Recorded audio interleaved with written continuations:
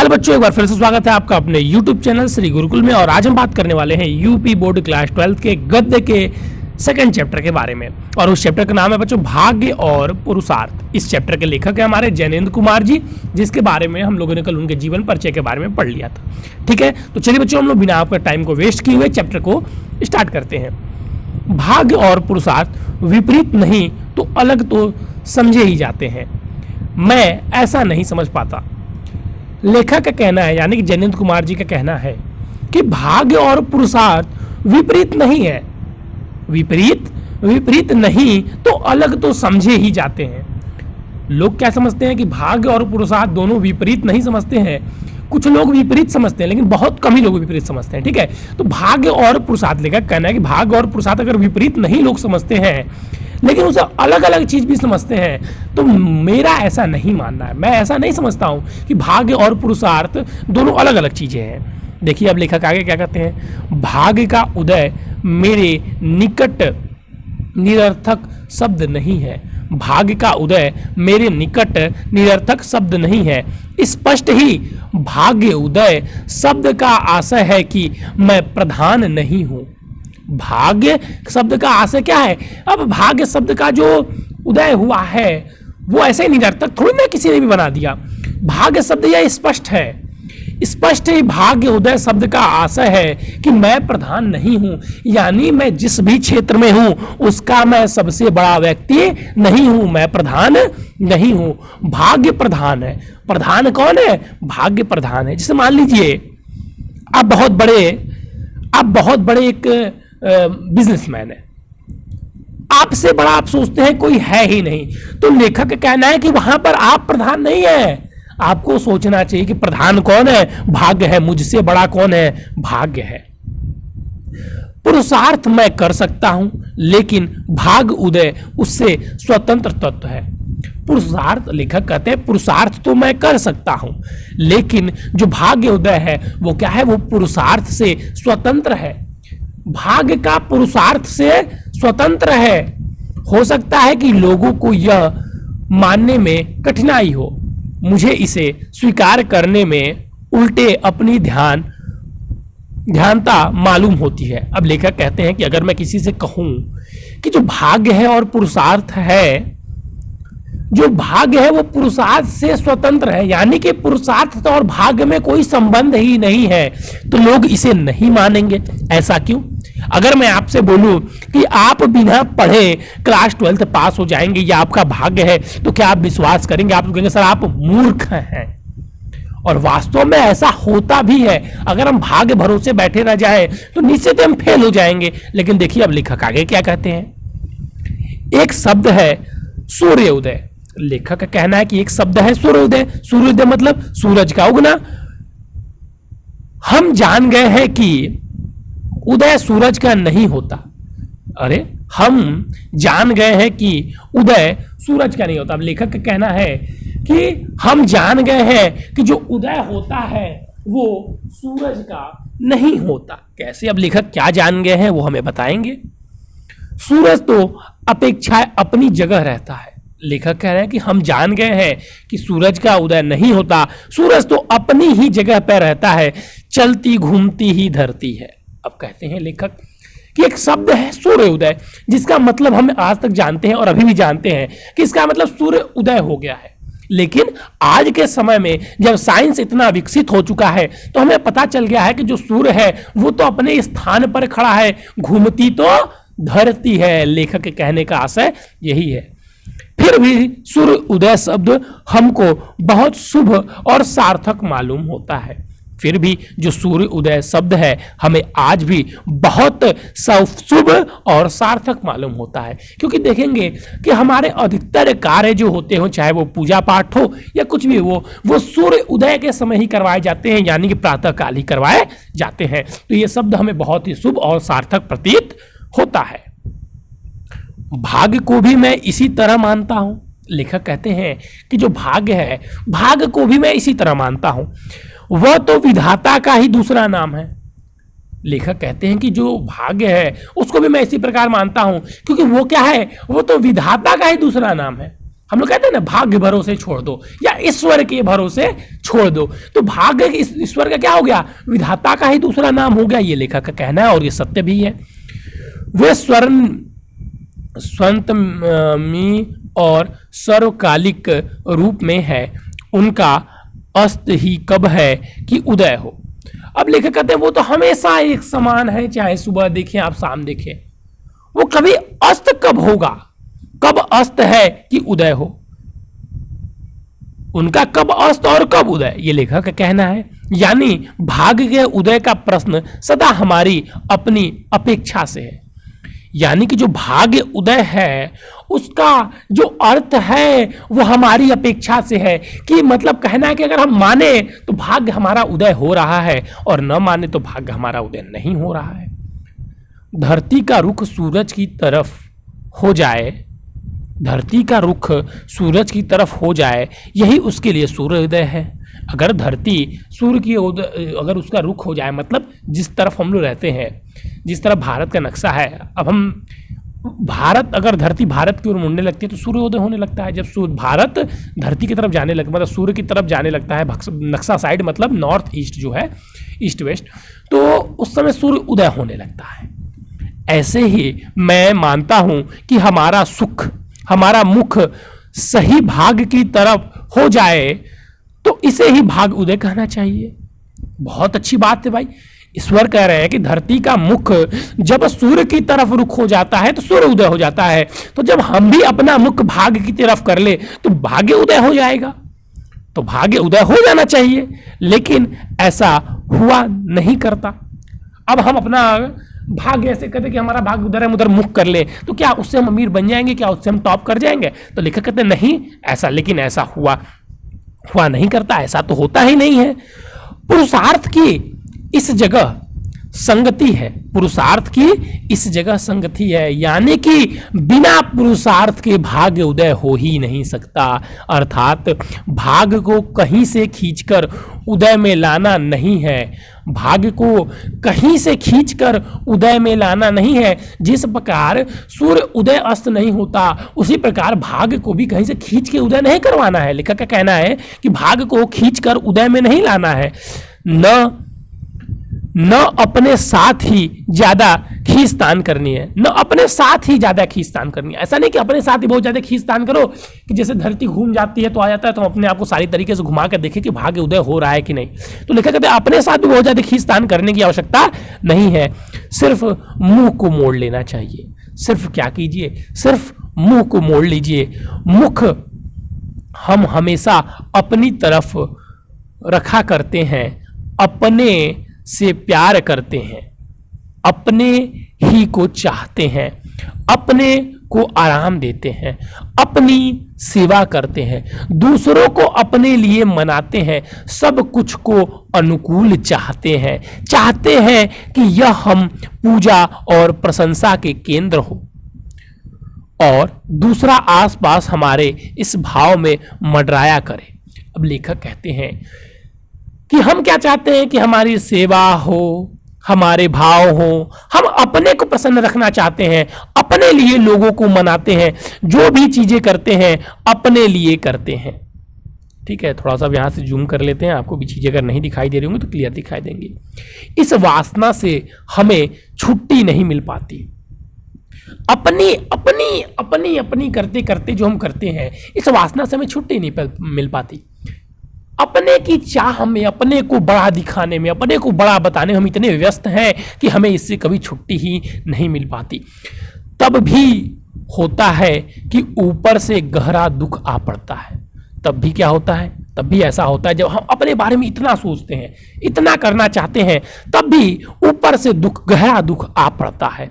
वह हमें भीतर तक विदय कर जाता है, भीतर तक दुख प्रदान कर जाता है।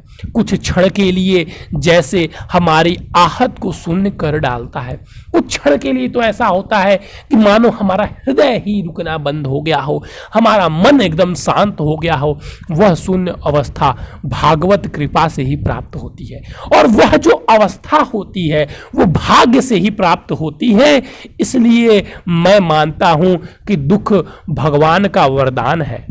इसलिए लेखक कहते हैं कि मेरा मानना है कि जो दुख है वो क्या है, वो ईश्वर यानी कि भगवान का वरदान है और किसी औषध से गलत नहीं, दुख ही भगवान का अमृत है। और यह कोई गलत भी नहीं कहा जा सकता कि दुख ही भगवान का अमृत है।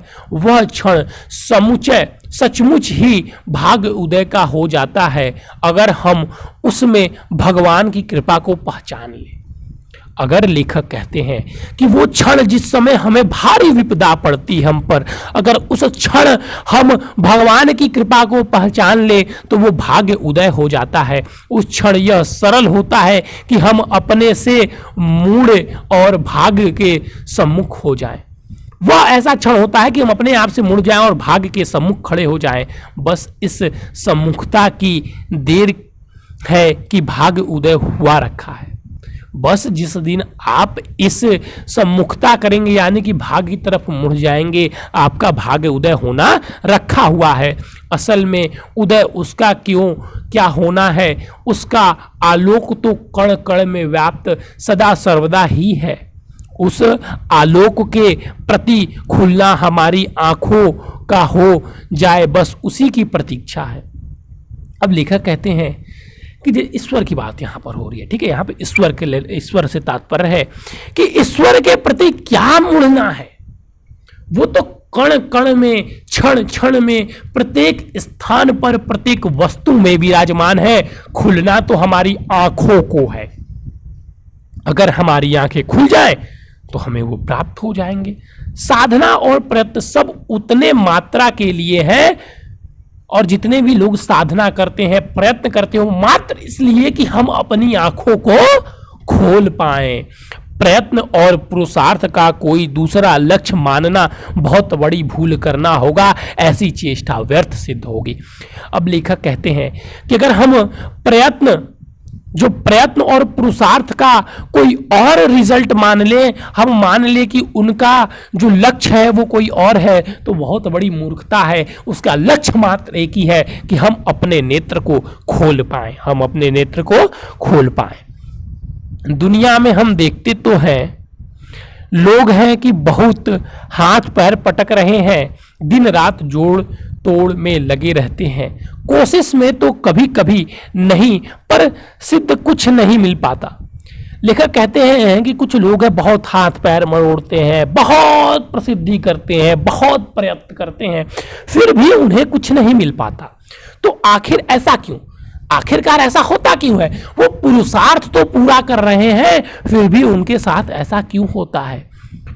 कोशिश की पुरुषार्थ में सिद्धि माने तो यह दृश्य नहीं दिखाना चाहिए कि हाथ पैर पटकने वाले को लोग व्यर्थ और निष्काल रह जाए, कि जो हाथ पैर पटक रहा है, जो प्रयत्न कर रहा है, वो निष्फल रह जाए, उसको कोई फल ही ना मिले। अगर वे व्यर्थ प्रयास करते रहते हैं तो अंत में यह कह उठे कि क्या करें, भाग्य ही उल्टा है, तो इसमें गलती नहीं मानी जाएगी। अगर कोई व्यक्ति मान लीजिए बहुत पुरुषार्थ कर रहा है, बहुत प्रयत्न कर रहा है, फिर भी उसे जो इच्छा है उसकी वो प्राप्त नहीं हो रहा है, तो अंत में वह क्या कहेगा कि इसमें गलती नहीं, तो इसमें हमारा भाग्य ही उल्टा है। इसलिए अक्सर देखेंगे लोग किसी चीज़ में पुरुषार्थ करते हैं, एक चीज़ में करते हैं, दो चीज़ में करते हैं, अंत में हार कर वो बैठ जाते हैं, तो क्या कहते हैं कि हमारा भाग्य ही खराब है। अब उसे प्रयास करना ही लोग बंद कर देते हैं। ठीक उसी क्षण को इस लेखक ने यहाँ पर बताया है। सच ही अधिकांश यह होता है कि उनका और भाग्य का संबंध उल्टा होता है। सच है कि अधिकांश घटना में यह होता है कि उनका और भाग्य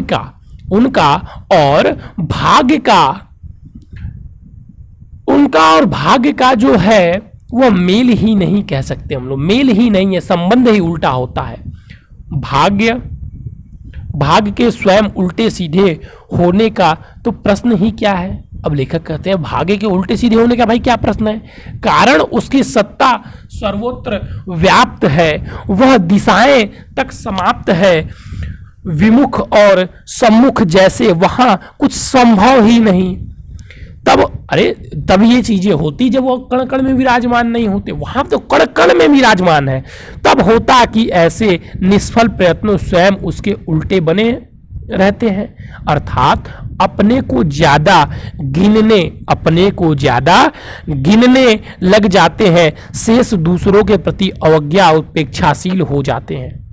देखिए, भाग्य का उल्टा होना ऐसा कोई संभव ही नहीं है। वो खुद को गिनने लग जाते हैं और दूसरों के प्रति उपेक्षाशील हो जाते हैं।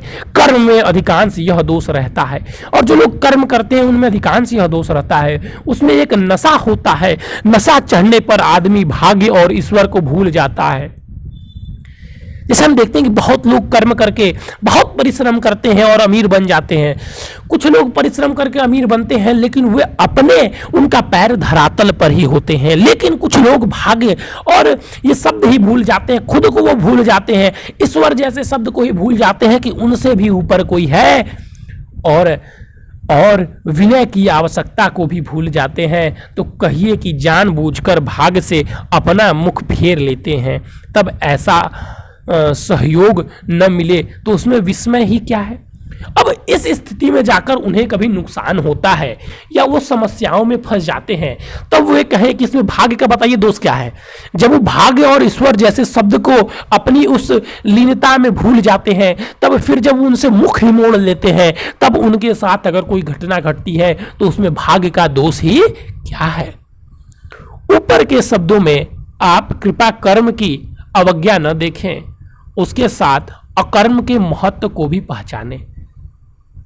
अकर्म का आशय कर्म, देखिए बता रहे हैं लेखक कह रहे हैं कि ऊपर मैंने आपको जो चीजें बताई उससे आप यह मत समझिए कि हमें कर्म ही नहीं करना चाहिए, हमें सिर्फ भाग्य के भरोसे ही बैठे रहना चाहिए। देखिए अब कर्म के बारे में लेखक क्या कहते हैं कि अकर्म और कर्म के बारे में लेखक व्याख्या कर रहे हैं आगे की पंक्तियों में, जिन्हें ध्यान से देखिएगा। कर्तव्य का क्षय है। मैं यह कह रहा हूं कि मैं वह करने वाला हूं, यह सब कुछ करके छोड़ूंगा। मैं कह रहा हूं कि वह करने वाला हूं, यह सब कुछ करके छोड़ूंगा, आदि आदि। अहंकारों से किया गया कर्म क्या कह रहा है, देखिए बहुत इंपॉर्टेंट पॉइंट है, इसी को नोट करना है कि अहंकारों से किया गया कर्म यदि सिद्ध और सफलता न लाए बल्कि बंधन और कलेश उपजाए तो इसमें तर्क की कोई असंगति नहीं। अब लेखक कहते हैं कि आप किसी कार्य को तो बहुत लगन से कर रहे हैं लेकिन अहंकार के साथ कर रहे हैं, किसी से बदले की भावना के साथ कर रहे हैं, तो अगर उसमें आपको असफलता प्राप्त हो, उसमें आपको कलेश प्राप्त हो, तो वो कोई गलत नहीं है। पुरुषार्थ का अर्थ मेहनत ही नहीं, सहयोग भी है। पुरुषार्थ का अर्थ केवल मेहनत करना ही नहीं है बच्चों, सहयोग भी है। सहयोग करना भी पुरुषार्थ का अर्थ है। अह के बल पर चलने से यह सहयोग क्षीण होता है, तब उसका पुरुषार्थ भी क्या कहना। अब लेखक कह रहे कि अहंकार के बल पर चलने से जो सहयोग होता है वो क्षीण होता है। तो जब सहयोग ही क्षीण हो जाएगा तो अब उसके बाद पुरुषार्थ के बारे में क्या कहना।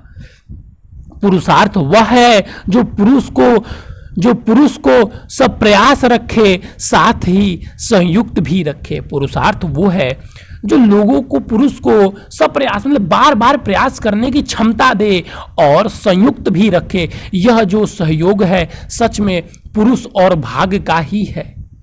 पुरुष अपने अहम में युक्त होता है तभी भाग्य से संयुक्त होता है। लोग जब पुरुषार्थ को भाग्य में से अलग और विपरीत करते हैं तो कहना चाहिए कि वे पुरुषार्थ को ही उसके अर्थ से विलग और विमुख कर देते हैं। देखिए इसी पर आप लोगों ने सुनी होगी तो एक मैं यहाँ पे पद की एक दो लाइनें हैं आपको सुनाना चाहूँगा कि प्रेम गली अति साकरी तामे दोनों समाए।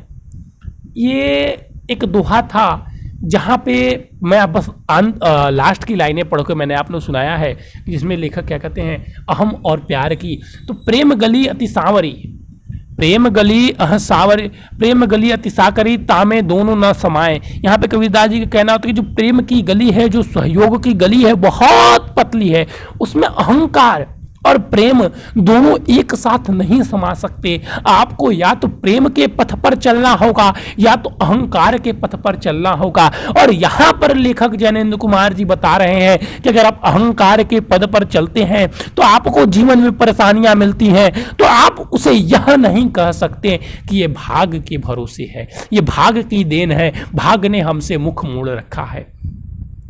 पुरुष का अर्थ क्या, पशु का ही अर्थ क्या, पुरुष का अर्थ क्या, पशु का ही अर्थ है। बल विक्रम तो पशु से ज्यादा, बल विक्रम तो पशु से ज्यादा होता है, दौड़ धूप निश्चय ही पशु अधिक करता है। लेकिन यदि पुरुषार्थ पशु चेष्टा के अर्थ में कुछ भिन्न है, श्रेष्ठ है, तो इस अर्थ में कि वह केवल हाथ पैर चलाना नहीं, न क्रिया का वेग और कौशल, बल्कि वह स्नेह व सहयोग की भावना है। अब अगर बात की जाए तो मनुष्य से, जो हम लोग मनुष्य हैं, उनसे ज्यादा बलवान तो पशु हैं। अगर पुरुषार्थ करने से ही सफलता प्राप्त होती तो पशु हमसे ज्यादा हाथ पैर चलाते हैं। तो ये पुरुषार्थ, वो हम अलग उनसे क्यों हैं, हम उनसे आगे क्यों हैं? क्योंकि हम पुरुषार्थ और सहयोग दोनों की भावनाओं को एक साथ, प्रेम और स्नेह को एक साथ लेकर चलते हैं। सूक्ष्म भाषा में कहें तो उसकी अकर्तव्य भावना है। वासना से पीड़ित होकर पशु में अद्भुत पराक्रम दिख जाता है। हम लोग देखते हैं कि जब पशु वासना से पीड़ित होती है तो उसमें अद्भुत पराक्रम दिखता है, किंतु यह पुरुष के लिए ही संभव है कि वह आत्म विसर्जन में पराक्रम कर दिखाए। ठीक है, तो वहां पे वो क्या कहते हैं कि वो आत्म विसर्जन कर पराक्रम कर दिखाए। देखिए यहां से हम लोग पढ़ेंगे भाग्य उदय से कि भाग्य उदय शब्द में हम इसी सार को पहचाने। भाग्यवादी बनना दूसरी चीज है, भाग्यवादी बनना तो वो दूसरी चीज है, उसमें हम भाग्य को अपने ऊपर मानते हैं। भाग्य का यह मानना बहुत ओछा और अधूरा होता है। सचमुच ही इसे मानने से पुरुषार्थ की हानि होती है। अगर हम माने कि हमारा भाग्य सदैव हमारे साथ है, हम भाग्य से ऊपर हैं, तो यह हमारे पुरुषार्थ की हानि होती है। पर भाग्य से अपने को अलग मानने का हमें अधिकार ही कहाँ है? अब हम भाग्य से अपने आप को अलग मान ले तो इसमें हम अधिकार ही नहीं है हमारा कि हम मान ले। भाग्य से यदि हम आत्मीय बने तो हमारी उसके साथ लड़ाई ही समाप्त हो जाए। अगर हम भाग्य के यदि हम आत्मीय बने तो हमारी उसकी लड़ाई ही समाप्त हो जाए। तब भाग्य उदय का क्षण हमारे लिए नहीं आता, क्योंकि क्षण क्षण और प्रतिक्षण हमें भाग्य उदय का अनुभव होता है। भाग्य यहाँ अगर हम भाग्य को अपने आत्मा के अंदर ही संभाले तब हमें भाग्य उदय जैसे शब्द हमारे प्रतिक्षण, या हम उसकी कभी प्रतीक्षा नहीं करते, हम क्षण क्षण उसका इंतजार नहीं करते। भाग्य यहाँ से वहां तक हमारे जीवन को उदित और अलौकित करता है। भाग्य हमारे जीवन के प्रारंभ से अंत तक उदित और अलौकित करता है। ऐसे व्यक्ति विरोधी अत्यंत या श्रम नहीं करता, उसकी कुछ अपनी आकांक्षा अथवा वासना नहीं रखती, उसे कोई वासना नहीं, उसकी कोई आकांक्षा नहीं है, उसका कर्म इसलिए उसे थकता नहीं। अकर्म की प्रेरणा रहने से उसके कर्म में प्रतिक्रिया नहीं होती, न बंधन रह जाता है, मानो कर्म उससे भाग्य ही करता है। इसलिए प्रत्येक कर्म उसके भाग्य को प्रशस्त और विस्तृत ही करता जाता है। अब किस व्यक्ति की लेखक बात कर रहे हैं? जो व्यक्ति अपने आत्मा के अंदर समझ लेता है कि हमारे आत्मा के अंदर ही हमारे भाग्य है, तो वो जो कर्म करता जाता है, अंत से प्रारंभ से अंत तक भाग्य उसके साथ चलता जाता है, प्रत्येक मार्ग में उसकी सहायता करता जाता है और उसे हर मार्ग में प्रशस्त एवं विश्वस्त बनाता जाता है। भाग्य के प्रति अभ्यंतर में अप्रतिह होकर पुरुष जो भी पुरुषार्थ करता है, अब भाग्य के प्रति अभयंतर होकर पुरुष जो भी पुरुषार्थ करता है वह उसे उत्तरोत्तर मुक्त और समग्र ही करता जाता है। भाग्य के प्रति अवज्ञा रखने अपने से शेष, अब भाग्य जिसे हम मान लेते हैं कि भाग्य हमारे साथ है और हम जो कार्य करते जाते हैं, भाग्य को ईश्वर के भरोसे छोड़कर जो कार्य करते जाते हैं उसमें हमें सफलता ही प्राप्त होती है। हम अगर ये मान ले कि चलो जो होगा ईश्वर हमारा साथ देंगे, हम अच्छे कर्म करते जा रहे हैं, हम अपने अंदर अहंकार को नहीं लाकर कर्म करते हैं, तो भाग्य अवश्य ही हमारा साथ लेता है। भाग्य के प्रति अवज्ञा रखना अपने से शेष प्रति अवज्ञशील होने के बराबर है। इससे बुद्धि के प्रसाद का ही लक्षण मानना चाहिए। अब इसे मंद बुद्धि का ही लक्षण मानना चाहिए, क्योंकि कहना है हमारी यह अहंता तो यही है कि यही रह जाए, पर हमारे मर जाने से क्या अस्तित्व कुछ भी घटता है? क्या हमारे मर जाने से इस समाज में, इस समग्र दुनिया में कुछ भी घटता है? लेखक का पूछना है। जगत और इतिहास तो चलता ही रहता है।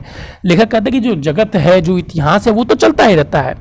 तब इससे बड़ी मूर्खता दूसरी क्या होगी कि हम अपने कतिपय वर्षों से 3.5 हाथ के सीमित अस्तित्व को सब कुछ मान लें और उसका कारण बाकी त्रिकाल त्रिलोक को अमान्य ठहरा दें। अब हम जो अपने 3.5 हाथ की अपनी दुनिया बनाए हुए हैं, जो घर बनाए हुए हैं, जहाँ रहते हैं, उसी में हम सब मान ले, और जो भी चीज़ें हमारे सामने, हमारे प्रत्यक्ष, हमारे जो पूरी दुनिया में फैली हुई हैं, उसे हम निरर्थक मान ले, सबको पीछे मान ले, तो ये मूर्खता ही न होगी। भाग्य को न मानना इस तरह उस सब कुछ को न मानना है जो समुचय सीमाहीन भाव से है।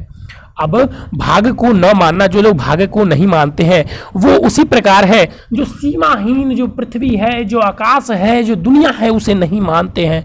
सच पूछिए तो उदय उसी का है और हमारे पुरुषार्थ के भीतर से उसी की निहित अर्थ पूरा हो रहा है। उस भाग्य को प्रणत भाव से स्वीकार करने में मैं अपने पुरुषार्थ के परमार्थ को ही स्वीकार करता हूँ। उस अर्थ को किसी भी अर्थ और तकनीक भी मंद नहीं करता। लेखक कहते हैं कि मैं उसे स्वीकार करता हूँ। अब देखिए, लेखक ने बहुत यहाँ अच्छी अच्छी बातें बताई गई हैं। यहाँ पे लेखक ने हमें भाग्य के भरोसे भी रहने के लिए नहीं कहा। यहाँ हमें लेखक ने बस पुरुषार्थ ही करने के लिए नहीं कहा। लेखक ने हमें सहयोग भाव के साथ, प्रेम भाव के साथ, स्नेह भाव के साथ पुरुषार्थ करने का उपदेश दिया है। अर्थ हमारा स्वार्थ बन जाएगा, अर्थ हमारा स्वार्थ बन जाएगा, पुरुषार्थ वह नहीं कहलाएगा। जब हमारा अर्थ हमारा स्वार्थ बन जाएगा तो वह कोई पुरुषार्थ नहीं कहलाएगा। अगर भाग्य के परमार्थ से उसे हम नहीं जोड़ सकेंगे, अगर भाग्य के जो भाग्य का परम अर्थ है उसे हम नहीं जोड़ सकेंगे अपने पुरुषार्थ को, तो उस स्वार्थ के जो चक्र में है, उस स्वार्थ के जो चक्र में है, वो भाग्य उदय की प्रतीक्षा में, वह भाग्य उदय की प्रतीक्षा में रहे ही चले जा सकते हैं। क्योंकि जिसके उदय की वे राह देखते हैं वह तो उदित है। अब भाग्य उदय की जिसके लोग राह देखते हैं, लेखक का कहना है वह तो उदित है, केवल उनकी पीठ उस तरफ है, इसलिए उन्हें मालूम नहीं है कि जिसको वो सामने देख रहे हैं वह भी उसी के प्रकाश के प्रकाशित और कामायनी है। जान इच्छा, अब यहाँ के बाद से पूरा आपको एक साथ समझाऊंगा।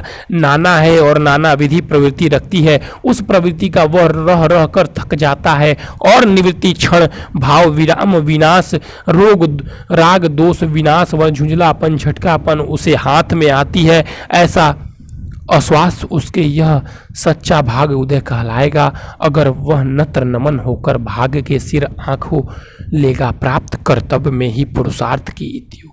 देखिए, पूरे शब्दों में, पूरे इस पंक्तियों में लेखक ने समझाया है, पूरे इस गद्य के पद्यांश में, कि अगर भाग्य को पुरुषार्थ के साथ हम जोड़कर किसी कार्य को नहीं करते हैं तो हम कभी भी आगे नहीं बढ़ पाएंगे।